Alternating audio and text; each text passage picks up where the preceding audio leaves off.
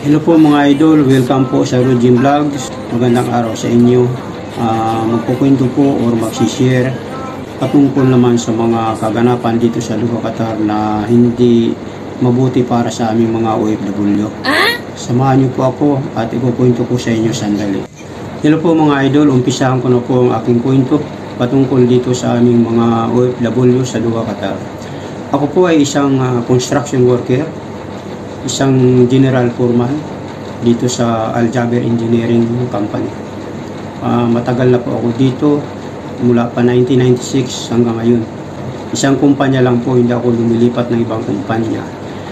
Dati napakaganda ng aming kumpanya, walang dili ang sweldo at binibigay lahat ng aming mga benepisyo. Ngunit ngayon po ay napakarami naming nagdurusa ng kagipitan sapagkat ang kumpanya po ay pabagsak na. Hindi po makakuha ng project simula ng naganap ang World Cup dito sa Doha, Qatar, yung football organization. Sa ngayon po ay nagti-terminate ang kumpanya. Napakarami po namin, sa 15,000 kami na workers, nasa 80% na po ang kanilang mga tiniterminate. Napakarami po namin na hindi makatanggap ng aming mga benepisyo. Pati mga sweldo na natitira, mayroon pang 2 buwan, 3 buwan, 5 buwan, hindi rin po nila maibigay. At ang aming final settlement, yung end of service gratuity, hindi rin po maibigay. Marami po sa amin ang naghihintay. Ang iba ay umabot na ng 6 na buwan, 1 taon, wala pa rin po makuha. Kaya napakasakit po ng mga nangyayari sa amin dito. Hindi lang po itong Al Jaber Engineering Company na aming pinagtatrabuhan ang nagkakaganito. Marami po ang mga construction company sa Doha, Qatar na wala talagang projects at wala pong mga trabaho ang kanilang mga tao at wala rin pong maibigay na pera. Kaya hirap na hirap po kami mga OFW dahil hindi namin maipadala ang aming suporta sa aming mga pamilya sa Pilipinas. Ganon din po ang aming mga pangangailangan dito. Nanghihiram lang po kami sa aming mga kababayan dito. Ang pera, pang-upa, pangkain, pang-upa sa bahay. Napakahirap po. Kaya kung sino man po ang makapanood sa video kong ito, tsagaan nyo pong i-share sa mga ating kapwa Pilipino dyan sa Pilipinas na mag-ingat sila mag-abroad papunta dito sa Doha, Qatar. Kung ako po sa kanila ay wag munang mag-abroad papunta dito sa Doha, Qatar dahil napakahirap po ng sitwasyon dito sa Doha, Qatar. Mula po nung naganap ang World Cup dito, ang Doha, Qatar government po ay hindi na nagbigay ng mga project sa mga kumpanya.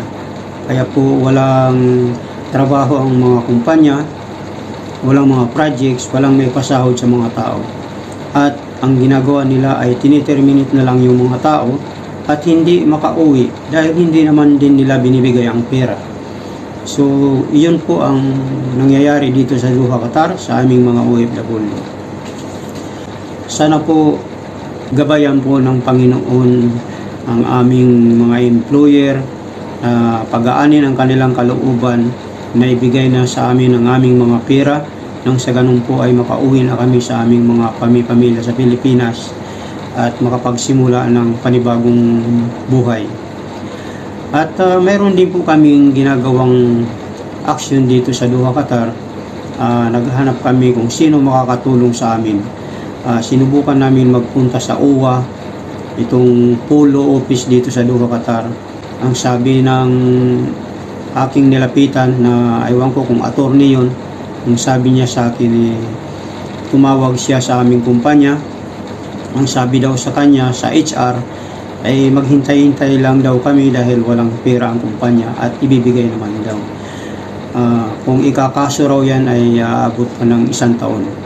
Pero ngayon po ay 6 na buwan na po kaming naghihintay ng pera namin. Wala pa rin po kaming matanggap na pera mula sa kumpanya. So, sinubukan din po namin magpunta sa Ministry of Labor dito sa Doha, Qatar. Pero wala rin po nangyayari. Ang iba nga po ay klinos na yung kanilang complaint na wala man lang pasabi, na hindi man lang nag-notice ang Ministry of Labor ng Doha, Qatar. Klinos na kaagad yung complaint.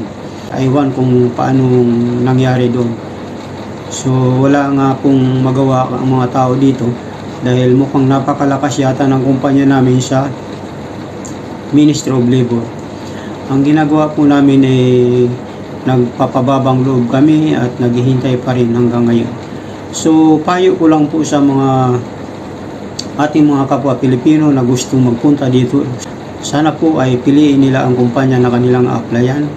Kung mga maliliit lang po na contracting company, construction company, ay wag na silang pupunta dito.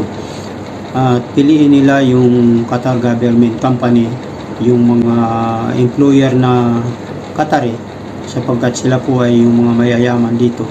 At yung mga nagtatrabaho lang po dito, mga dayuhan lang po dito at gumagawa lang ng kumpanya dito, mahirap po ito. Kasi pag nawalan sila ng project, wala na silang may papasahod sa mga tao. Kaya ang gagawin nila, iti-terminate nila yung mga tao, tapos hindi naman ibinibigay yung pera dahil wala raw silang pera. So yun po ang kaganapan dito sa Doha, Qatar. Naway mag-isip-isip yung ating mga kapwa Pilipino bago mag-apply papunta dito sa Doha, Qatar.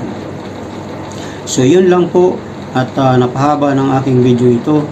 Kung nagustuhan nyo ang video ito, ay ipindot nyo ang subscribe at notification bell, like, at huwag nyo po kalimutan na i-share sa ating mga kapwa Pilipino nang sa ganun maraming makaalam sa kanila na ganito ang nangyayari sa Doha, Qatar, at mag-alanganin sila mag-apply sa mga maliliit na kumpanya.